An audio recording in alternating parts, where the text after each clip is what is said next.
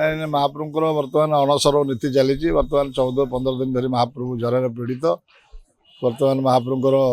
स्नान पूर्णिमा पर 2 दिन पर महाप्रभुଙ୍କର ओदा वस्त्र फिटिला 4 दिन में महाप्रभुଙ୍କର श्रीरंग फिटिला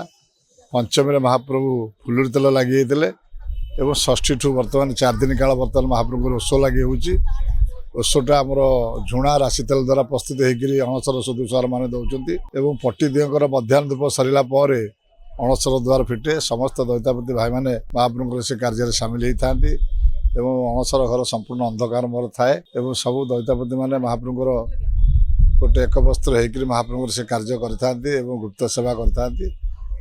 गोटे जिनस हूँ महाप्रभुर आगामी दिन में महाप्रभुर चक्का विजय महाप्रभुर खड़ी लगी एकादशी महाप्रभुर मोदक सेवन करेंगे तापर महाप्रभुर घणा कटा घणा लगी महाप्रभुर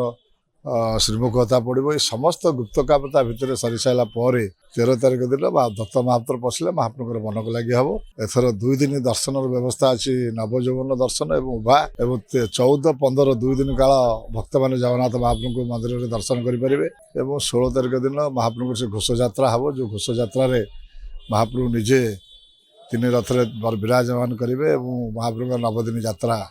आरंभ हो महाप्रभुर एथर 2026 रथयात्रा अति सुंदर भाव स्नान पूर्णिमा जमी सुंदर भाव है से भाव हम समस्त सेवायत नीतिकांति समस्त जिला प्रशासन आरंभ कर पुलिस प्रशासन आरंभ कर समस्ते प्रस्तुत अच्छा महाप्रभुर यात्रा सफल करने भक्त मैंने केमती भलरे आसवे भलरे दर्शन करेंगे भलरे महाप्रसाद पाइबे से समस्त व्यवस्था कर 2026 रथयात्रा अति सुंदर भाव भल भाव जय जगन्नाथ।